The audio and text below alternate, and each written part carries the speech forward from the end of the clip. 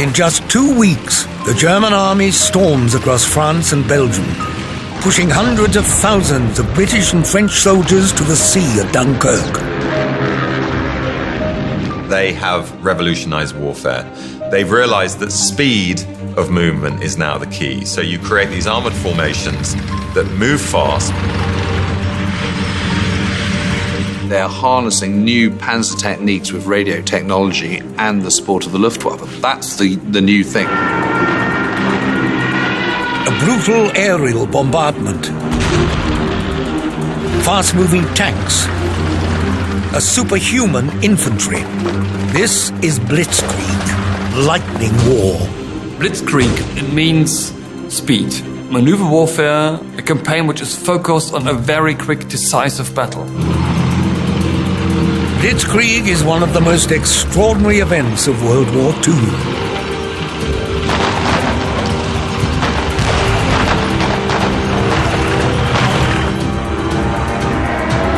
Now, rare footage from around the world, expertly restored in full color, tells the story as you've never seen it before. After their defeat in World War I, the fiercely proud German people are utterly humiliated. The punishing terms of the Treaty of Versailles rub salt in the wounds. The global industrial power is limited to an army of only 100,000 men and loses territory.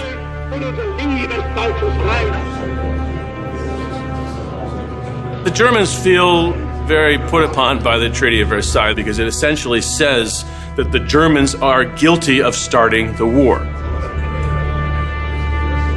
There's no question that most Germans felt outraged by the provisions of the Treaty of Versailles, the shrinking of the army to just 100,000 and the loss of territory and these massive reparations, which everybody knew were going to have serious economic consequences.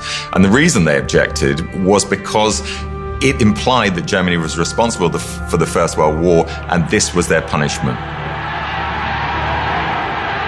How could their powerful nation have lost? And why are they made to cede land to lesser nations?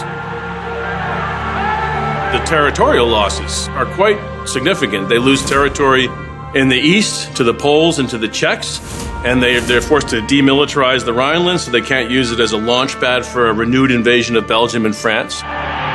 Feeding on the resentment, a populist rabble-rouser taps into wounded German pride and promises to take back what has been lost. Adolf Hitler and his Nazi party start to build a mass following. The German people see him as a savior, the man to restore their once great nation. There was a feeling in Germany that most Germans felt when the Versailles Treaty was passed that the provisions were unnecessarily draconian, both the loss of territory and also these massive war reparations. And what the Versailles Treaty did, in effect, is blame Germany for the First World War, whereas many Germans felt that actually they were no more responsible than any of the other countries. And so this rankled. Unser Vaterland, die Bewegung, die beides einmal retten muss. Hitler correctly diagnoses that the Germans are suffering a great deal of political and economic insecurity. What they need most of all is a sense of unity and a sense of economic security. It's kind of a floor underneath them. And the Nazis provide this by talking about, state intervention in all sorts of areas to create employment, building the Autobahns, things like that. Hitlers Herrschaft ist in den ersten Jahren aus der Sicht der meisten Deutschen eine Erfolgsgeschichte. Hitler gelingt es nach und nach, die Vorschriften des Versailler Vertrages außer Kraft zu setzen. In violation of the treaty, Hitler builds up his army, testing the tolerance of the Allies, gambling that no one wants to start another war. He introduces compulsory military service in 1935 and marches back into the Rhineland the following year with 30,000 troops. If you think about Hitler's long-term plan, it is to consolidate his position on the European continent, defeat the Western powers, France and Britain. And then he's going to turn his attention to the east, which he sees as the natural field for German expansion, a place where that he can then build out the German population, gather in resources, and defeat the monster of Bolshevism, which he sees as being kind of the blood enemy of fascism. When the Nazis brazenly march into Austria on the 12th of March 1938, they are greeted with open arms by the Austrian people. The Western Allies do nothing.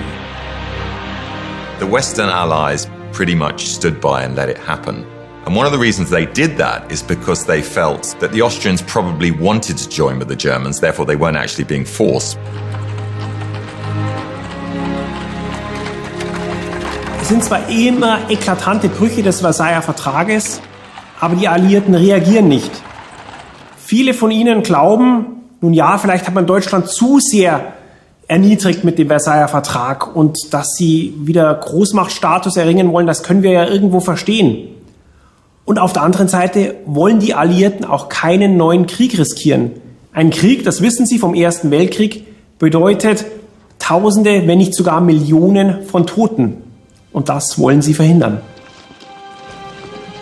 With Austria now in German hands, Hitler makes public his goal to incorporate areas of Czechoslovakia into the growing German footprint. It's a country rich in natural resources like iron. The statements alarm the Allies, but still they want to avoid conflict. In September 1938, the British Prime Minister Neville Chamberlain flies to Germany 3 times to attempt to dissuade Hitler from invading Czechoslovakia. I used to repeat, if at first you don't succeed, try again. That's what I'm doing. On his 3rd visit, he joins French Prime Minister Edouard Daladier and Benito Mussolini of Italy at what becomes known as the Munich Conference. They agree with Hitler that Germany can annex the German-speaking Sudetenland, but not make an attempt to invade the rest of Czechoslovakia. The following morning, Chamberlain signs a separate agreement with Hitler, a peace deal between Britain and Germany. Chamberlain is greeted as a hero. Chamberlain returns to Heston Airport in London and waves this piece of paper and talks about peace in our time. And this is a separate deal that he has done privately with Hitler.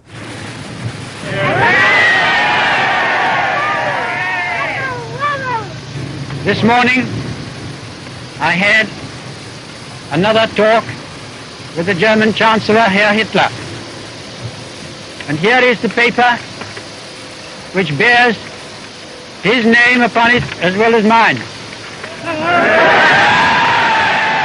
He's averted war. There's absolutely no question that Hitler is absolutely chomping at the bit to go in with all guns blazing into Czechoslovakia, and that has been avoided. We regard the agreement signed last night and the Anglo-German naval agreement as symbolic of the desire of our two peoples never to go to war with one another again. As Chamberlain delivers his speech, German forces prepare to march into the Sudetenland. March 1939, Hitler invades the rest of Czechoslovakia. It is clear that Hitler's plan isn't just to regain territory, but to expand Germany's borders further east.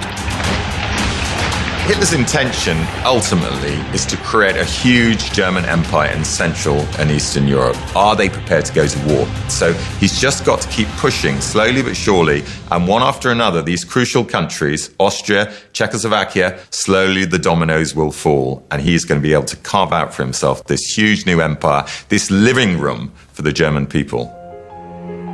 France and Britain become increasingly anxious that Hitler's next move will be Poland. They draw a line in the sand. If Hitler invades Poland, they will declare war. Hitler doesn't believe them.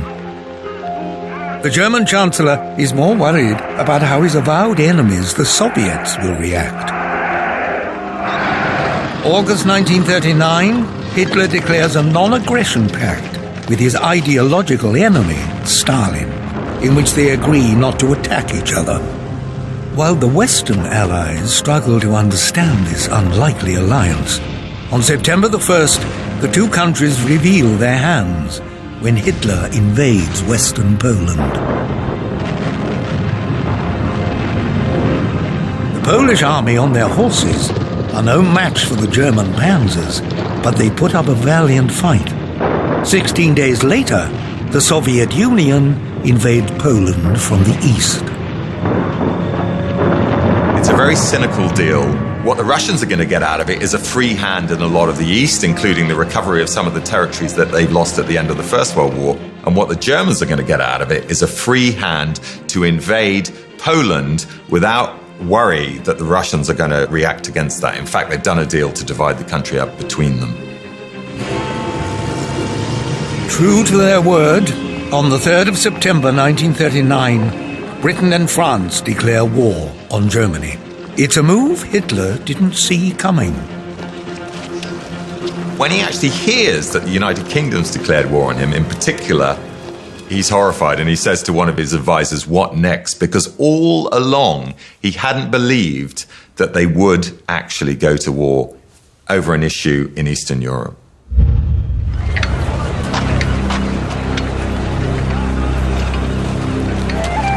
The next day, troops from the British Expeditionary Force, the BEF, set sail for France to join forces with the world's most powerful army.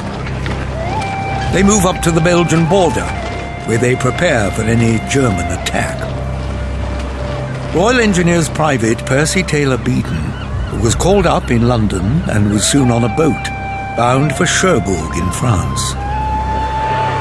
Well, people cheered and they made a fuss and that. There was bags of tears and things like this of people going away.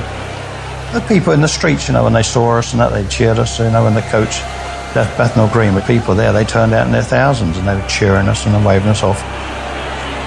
Everybody didn't think about the war. I don't think they thought, oh, it's going to pass over.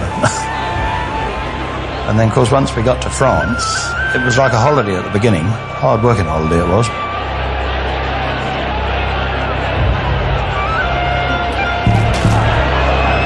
In fact, Hitler is far from ready to fight the combined British and French armies. It takes his army over 20 days to defeat the Poles. Polish resistance has given Hitler's armed forces a major battering, and they have lost a substantial number of their armored vehicles. Es zeigt sich, dass Deutschland für diesen Krieg nicht richtig gerüstet ist. Die deutsche Armee hat zwar Panzer, gepanzerte Divisionen, aber die machen nur einen kleinen Teil der Wehrmacht aus.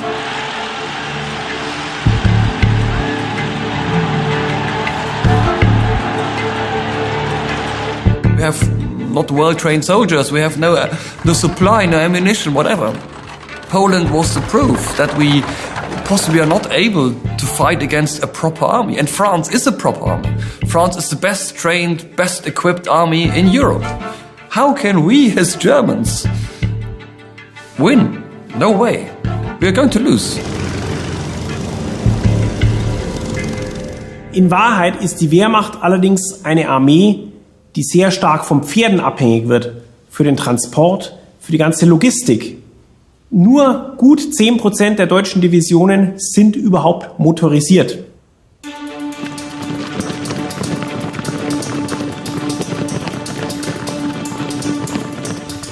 The French army has a formidable artillery and over 3,000 tanks on the northeast front, 800 more than the Germans.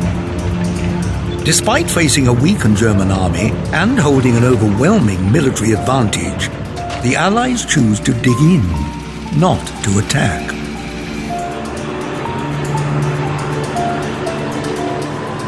What you then get after the outbreak of war in 1939 is this long period known as the Phony War, in which the Germans are deciding what to do next and the Allies are waiting.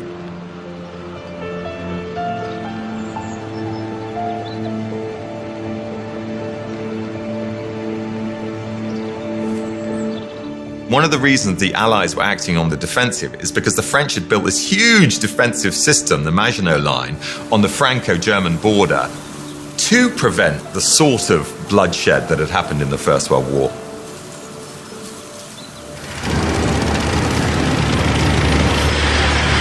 While the Allies wait, Hitler assesses how to respond.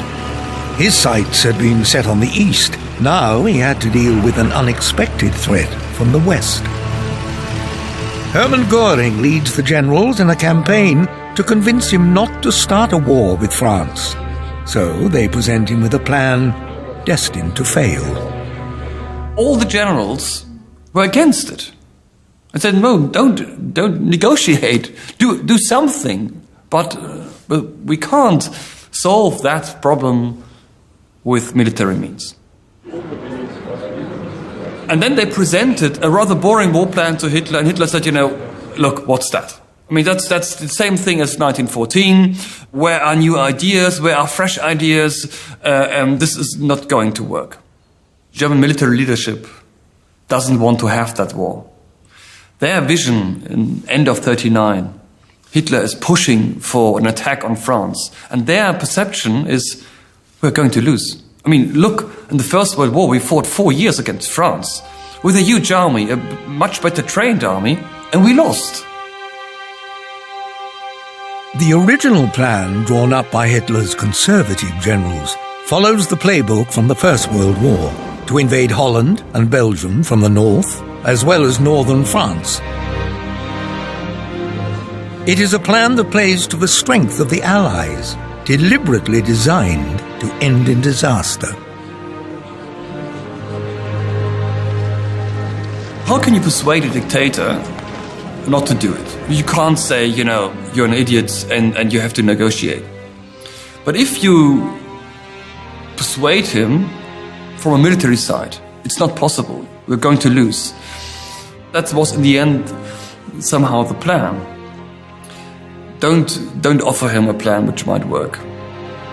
But one ambitious general, the Prussian aristocrat Erich von Manstein, falls out of step. He suggests a plan with a far greater chance of success. The conservative generals move quickly to shut him down. Manstein feels very strongly that they will be able to take advantage of the sort of disorienting effects of driving quickly into the French lines by attacking them much faster than they expect. They'll be able to push the French back and completely disorganize their command arrangements. And so much confusion that they'll be able to make great progress and the infantry will follow, and they'll literally rip the French army apart from the inside.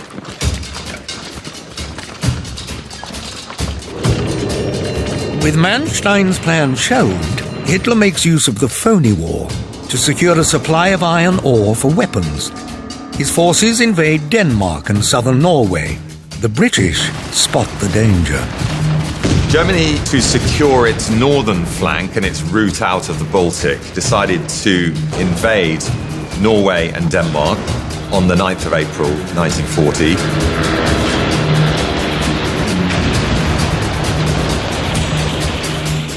And the British in particular responded by trying to land troops in Norway.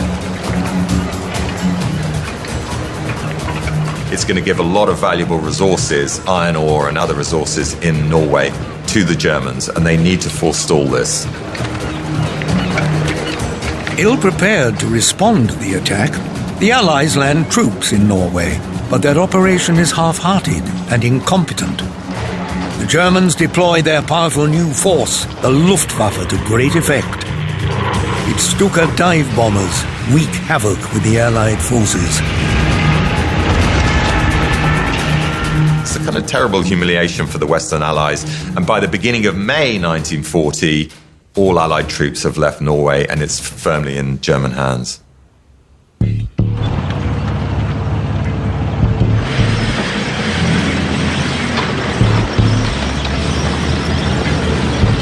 Meanwhile, the persistent General Manstein finds a moment to unveil his plan to Hitler.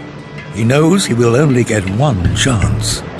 Manstein sees an opportunity to change Hitler's mind. And so he says, look, we need to do something different. Let's do this. Let's take full advantage of our panzer divisions and the Luftwaffe, and let's use the element of surprise. Do something they will never expect. And so Hitler endorses this plan. It seems much bolder, seems much more likely to bring a rapid success than the more ponderous plan agreed upon by his general staff. On the 10th of May, the British Prime Minister Neville Chamberlain is forced to resign over the Norway debacle. He is replaced by Winston Churchill. Churchill's a maverick, he's got a checkered political career, but he was the one right the way through the 1930s who was insisting that we shouldn't appease Hitler, we needed to stand up against him. And now finally Churchill is given his chance to lead the British in war. In his first speech to the House of Commons, the new Premier announces, I would say to the House, as I said to those who have joined the government, I have nothing to offer but blood, toil, tears, and sweat.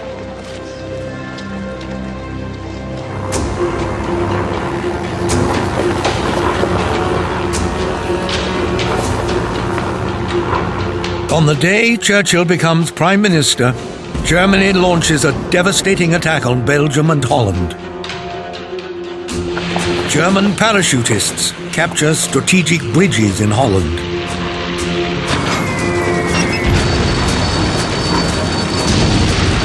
The Luftwaffe bombs airfields. Airborne troops drop to overwhelm its tiny neighbors. It seems clear that Hitler intends to grab the Channel ports and acquire bases from which he could eventually invade Great Britain. They have to seize those Channel ports because otherwise the German Navy is in a backwater. They're in the North Sea and the Baltic and they can't get out. Whereas if they can get those Channel ports and then they can get the French Atlantic ports, they can then have access to the open seas. The Allies are well prepared for this move and respond quickly, pushing their best forces into Belgium to meet the attack. At this point, reconnaissance planes send back confusing news from the south. They report a huge military traffic jam along the road to the Ardennes, stretching all the way back across the German border. The problem is the French refuse to believe what they're being reported by reconnaissance pilots. General Gamelin, Commander-in-Chief of all French forces, said that's impossible. That can't be true. And so it was ignored. It was a terrible mistake, as Manstein's master plan unfolds. The reconnaissance was correct. The Germans had been amassing in the Ardennes, and now they plunge through the woods and thunder across the River Meuse on the French border. The French are going to have just a skeleton force on the Meuse beyond the Ardennes because they're never going to expect us to come through here. The invasions of Holland and Belgium were designed to lure the Allies north. They want to draw the cream of the Allied armies in northern France into Belgium and also into southern Holland so that the actual attack through the Ardennes can come through behind them and cut them off. This is our cunning plan. We are going to encircle them in Belgium. We also secretly attack in the Ardennes in this difficult area. We will crossing the Meuse and then dashing through to the Channel and encircling the British Expeditionary Force and the French army in Belgium. We have to take the Allies by surprise. It's always a major aspect of winning a war, surprise your enemies.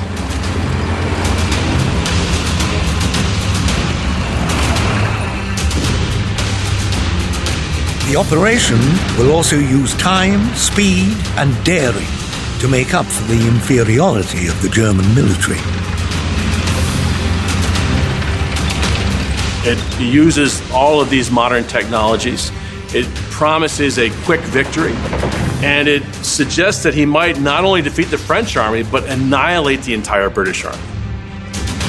The new British Prime Minister, Churchill, has been plunged into a nightmare as German tanks rampage towards the French border city of Sedan.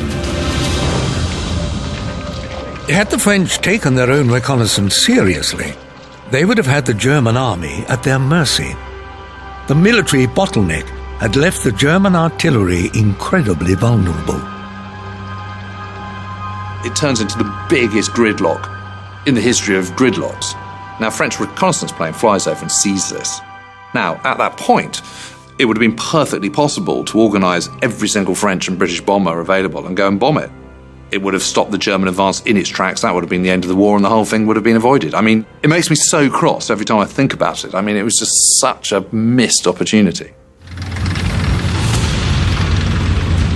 The Germans push home their advantage with an astonishing display of speed. Before the French can react, they charge towards the French border town, Sedan. Infantry, tanks, and artillery show incredible levels of stamina, outrunning the enemy defense forces. Barely stopping, they reach Sedan in 3 days. Many German soldiers haven't slept since the start of the campaign. The French can't quite believe it. The German tanks roll into Sedan without opposition. The French defences are unexpectedly confronted by 60,000 rampaging Germans in 22,000 vehicles and 850 tanks. After 3 days on the march, the Germans have no intention of stopping. They prepare to cross the River Meuse in 3 places. The plan is a textbook example of Bewährungskrieg, a warfare maneuver the Germans are already well known for. The architect is Heinz Guderian, a general who knows how to combine new technology with the traditional German approach to warfare, attacking the enemy with overwhelming force and encircling them before they can react. What Guderian is very good at doing is harnessing new methods, the Luftwaffe as aerial artillery, new mobile equipment, trucks, mobile artillery, and of course panzers, tanks, but also radio technology too. French Commander General Maurice Gamelin orders that Sedan must be defended at all costs, but he has prepared his troops for a repeat of the grinding attrition of the First World War. When they're suddenly confronted by the need to be mobile, they don't know what to do. No one expects the nightmare about to unfold. Wave after wave of dive bombers pummel the French defensive positions. Hardly a single bunker suffers a direct hit, and only 56 casualties are taken. But the psychological effect of the screaming bombers and the whistling bombs is devastating. Diese deutschen Angriffe waren für die französischen Verteidiger absolut katastrophal. Es zeigt sich sehr schnell, dass die französische Moral dadurch gebrochen ist und die Franzosen sich nicht mehr zu richtigen Gegenangriffen aufraffen können. I can only conclude that this is a legacy of the First World War, those 4 long, brutal years of fighting in which enormous quantities of Frenchmen have died. And there's a feeling among Frenchmen just a generation later that they don't want to go through it again.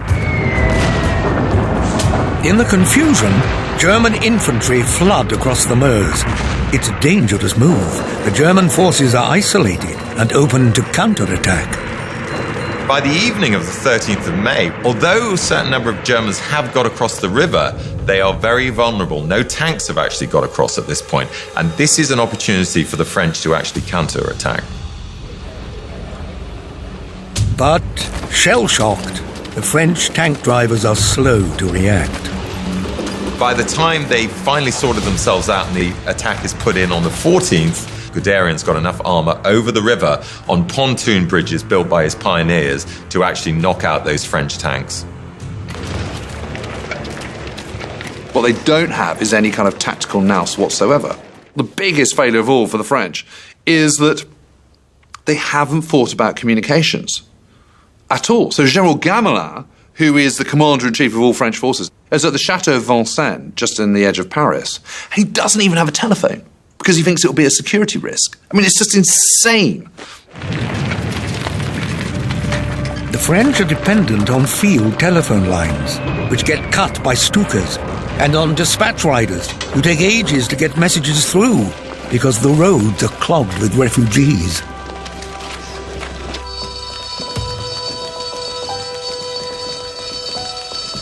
The French believed it would take the Germans 2 weeks to reach Sedan. Not 3 days. In 3 days and nights, the fearless, relentless onslaught never stopped. The soldiers performed like supermen. It became increasingly clear that this German army was unlike anything seen before. What the French didn't know is that the German army had a secret weapon. The weapon was manufactured by the Berlin drug company called Temmler. Pervitin is a powerful methamphetamine known on the streets today as crystal meth. Already sold as an over-the-counter pick-me-up in Germany, the drug proves invaluable in the theater of war.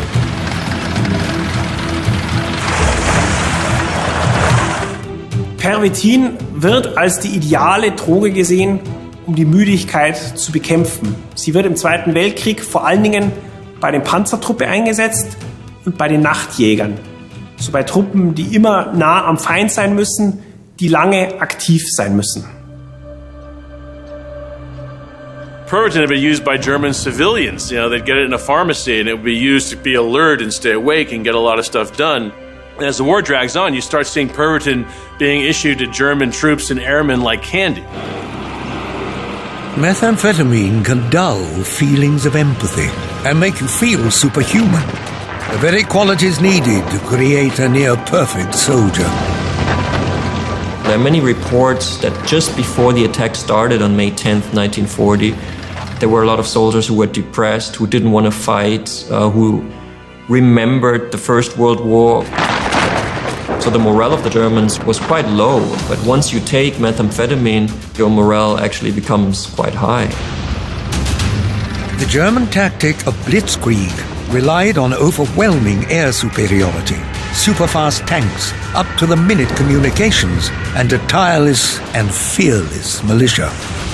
For the first time in military history, an army did not have to rest at night, but could go on for 3 days and 3 nights. So without Pervitin, this obviously wouldn't have worked. It really helps a person to become a fighting robot. Imagine this on the scale of a couple of 100,000 people, heavily armed, storming into enemy territory. It just becomes a completely crazy situation.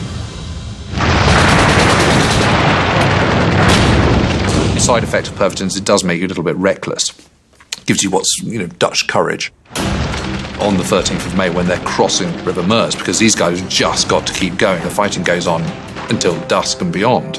How do you keep them going? Well, popping a Pervitin tablet just on that one occasion is possibly not a bad idea. I mean, it's better to suffer the after effects of Pervitin than be dead.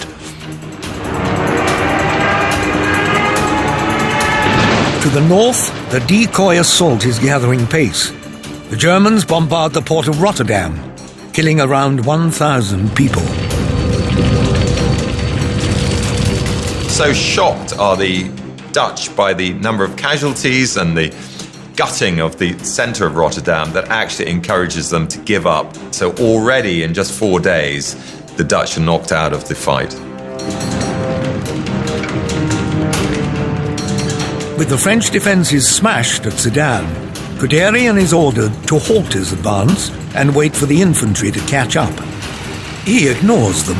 Flanked by his officers on motorcycles, he charges out in front of his tanks through the French countryside. Guderian is very dynamic, he's smart, he's well read, he's hugely experienced, and he's not afraid of trying new things. And he's not one who's shy of making decisions either. Do I just ignore my superior officer's orders and go for it and potentially win Germany this amazing victory? Or do I hold fire and wait for the infantry to catch up, thereby potentially losing momentum and all the rest of it? And he thinks, to hell with it, I'm going to go for it. The Prime Minister of France, Paul Reynaud, is shocked by the speed of the German advance. He calls Britain's new Prime Minister with terrible news. Reynaud, you could tell, was in a terrible panic. He contacts Churchill, he speaks to him on the telephone, and he basically says the battle is lost. Already, in just 5 days, I think the battle is lost. The Germans have broken through in such numbers that I don't think we can stop them. The Germans are closing in on the French capital, and Churchill fears that the French are unable to respond quickly enough. to mount the rapid counterattack that is needed. Churchill saw that everything was collapsing. And at that very moment, it was important that the French are continuing the fight and reacting and fighting and fighting and fighting and counter-offensives and again, and not being in this totally mental breakdown. On the 16th of May, just 6 days after taking office, Churchill flies to Paris to try and stiffen French resolve. What he's determined to do is to somehow keep the French in the fight, because if the French fall out, it's Britain alone.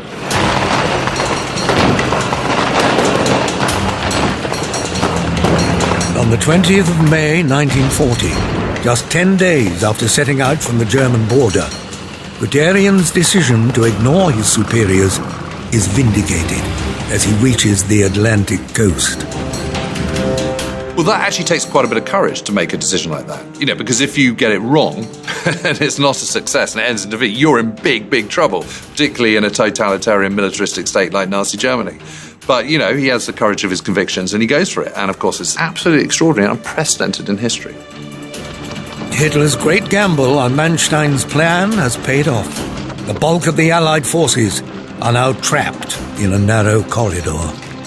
It means that those Allied armies further north, including the whole of the British Expeditionary Force, have been cut off from their lines of supply. So those troops in Belgium, who are surrounded, of course, on all sides now by Germans who are fighting also in Belgium and also in Holland, are completely surrounded by German forces, and their only way out is either by cutting through them or being rescued from the Channel coast.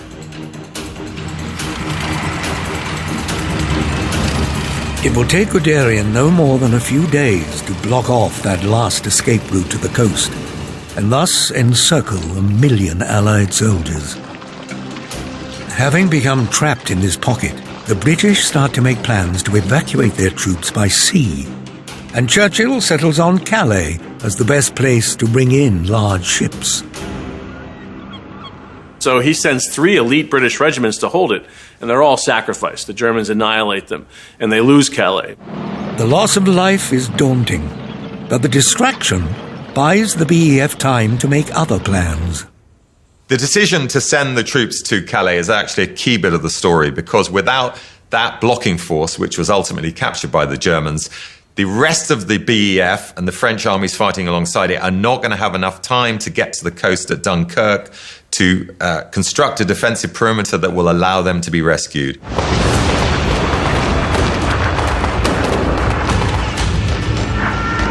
Just as it seems that hundreds of thousands of Allied soldiers are within hours of being slaughtered or captured, Hitler makes a highly controversial decision. Als die Deutschen die Alliierten schon fast bis auf die Kanalhäfen zurückgedrängt haben, gibt Hitler plötzlich einen Haltbefehl heraus. The German tank officers thought, I mean, are they crazy? Are they mad? We are going to win. Yes, we are exhausted. Yes, we are short of supplies. But speed is our lifeline. Stopping is not an option. But then they got the clear order. So yes, they stopped. And they were asking themselves, what the hell is going on here? And that's ridiculous.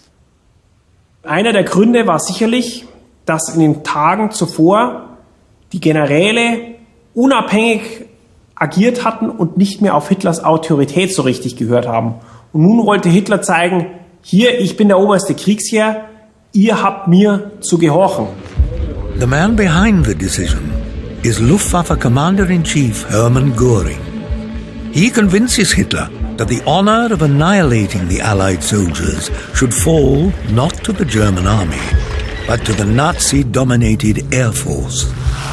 Hermann Goering was a very influential Nazi, and he'd been touting the Luftwaffe as the arm, the weapon of the future. And he was like, look, let me unleash the Luftwaffe. These are sitting ducks on the beach. I can destroy them from the air, and you can use the army. You can move south and destroy the rest of the French army, take Paris and pursue them across the Loire if that's the direction they take. And the Luftwaffe can do this, you know, without wasting the field army.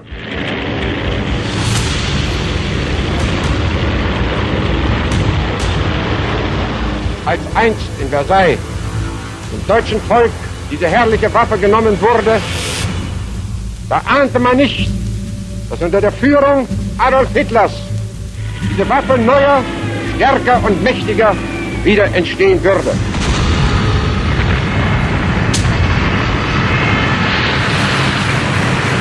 But Goering's plan soon starts to unravel. Very conveniently for the British, there is 10 temps cloud cover for most of the evacuation period, which is made worse by the fact that the Germans have already bombed the oil refinery at Dunkirk, and vast clouds of black smoke are pitching 15,000 feet into the sky.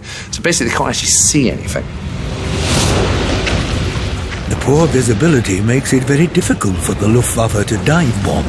And even when the clouds start to disperse, the Stukas struggle to hit their targets. From 6,000 feet, when you're starting your dive bombing, a destroyer crammed full of men just looks like a pencil, and it's kind of sort of wobbling around all over the place.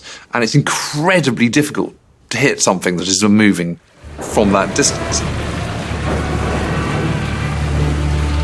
Goering's planes also find themselves facing an unexpected weapon. Among the squadrons sent to defend the evacuation by the RAF's fighter command in the south of England is a brilliant new fighter plane, the Supermarine Spitfire. For the first time, the fighter command was able to break the German air superiority. They're sending Spitfires and Hurricanes from southeast England over to Dunkirk to cover the evacuation. And actually, they do a pretty good job. They suffer as well, but they're pretty effective, and they shoot down dive bombers, German dive bombers, in their droves. The Luftwaffe bombs a number of Royal Navy ships, but it fails to annihilate the British and French forces on the beaches or their rescue boats, as Goering had hoped. Royal Engineers Private Cecil Ingram recalls the evacuation. It was a mass of soldiers, and we were being dive bombed the whole time, so you were trying to make yourself as safe as possible by sort of burying into the sand as far as you could go. You were lying low. You could hear and see these Stuka bombers coming down, and their horrendous noise as they revved up and dived down. To be honest, I was quite scared. Because you didn't know what was happening. It was, communications had completely broken down. I think the word to use it was chaotic. So I eventually got up, walked into the water with my rifle aloft, very wet. I managed to get onto a naval ship. My feet were bleeding. I spent the journey over to England lying on the deck of this ship. Royal Army Service Corps Private Stanley William Priest survived a German air attack over the Channel. We entered Dunkirk doing an air raid, and there were several severe air raids. A direct hit would have killed 100. And we saw some planes approaching, and a machine gun about killing 60 or so, and wounding many others, including myself. I took shelter in little alcove. The bullets were passing an inch or two from my feet, so had I been on deck, I'd almost certainly been killed off. But I lost a finger and I got a bullet to my shoulder. The best Churchill was hoping for was to save 45,000 soldiers from death or capture. But thanks to the Navy, the little ships and the RAF, almost 340,000 were rescued. They got together enormous numbers of seagoing craft run by civilians, and these people sailed voluntarily across the Channel at risk of life and limb to coordinate with the Royal Navy to rescue a huge proportion of the troops at Dunkirk. Goering is humiliated. Having failed to stop the British evacuation from Dunkirk, Hitler now turns the army towards Paris. In an effort to prevent their beloved capital city being reduced to rubble, the French flee, leaving it to be captured, undefended. There's no doubt that the French were aware of the German use of bombing at Rotterdam and also previously against the Poles at Warsaw and the terrible damage that was done to those cities.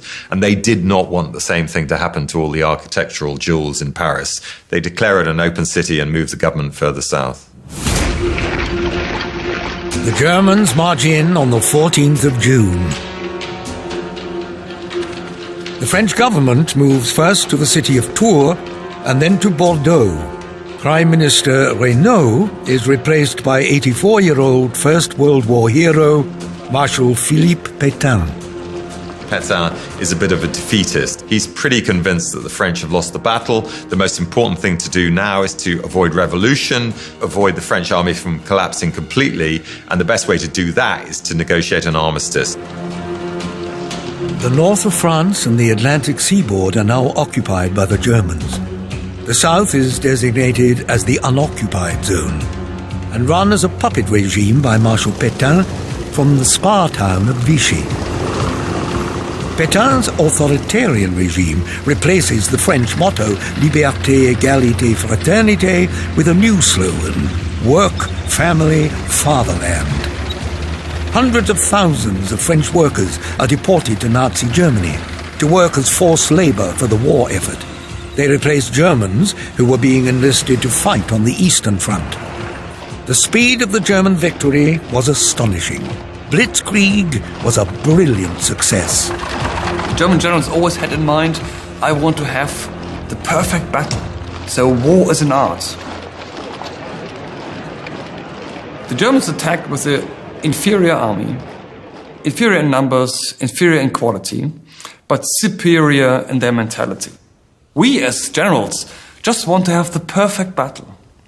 And so the whole war plan in 1940 aimed for the perfect battle. And it was possible because the British and the French did every mistake and made every mistake they could make. The Nazis exploit their triumphant victory over the French to create a huge spectacle for the newsreels, which finally expunges the humiliating experiences endured in the First World War. The German victory over France was the biggest victory of German military history. So it was really an outstanding event for Germany. And Hitler was quite clever to create a propaganda coup of how to signing the armistice. It was not just done somewhere in a hidden place and signing a document, but it was really made up for the propaganda. This time it is Hitler's moment to gloat. In a repeat of the November 1918 armistice, he orders the very same railway carriage back to the same place at Compiègne, where the Germans surrendered in the First World War. This time, it will be the French who will be paraded in disgrace in front of the cameras. He took the railway carriage out of the museum, put it on the very place where it was used in the First World War, and at that very place, the French leadership had to sign the armistice. And the symbol was, with that victory, we, somehow react on the defeat of the First World War. There were cameras there, it was in all the press. And only a few days later, interesting enough, he decides to take the railway carriage back to Germany and to destroy the site of the 1918 armistice, which of course had always been a humiliation for Germany. So now we have won. The war which had started in 1914, we have won that war. So it's a combination of the First and the Second World War. And we have won that. And by this, we overcome the defeat of the First World War. Now we have not defeated, we won. And this awful event of having been defeated in the First World War, it's over, it's past. And it's Hitler who's done that. It's Hitler. He is, the greatest war leader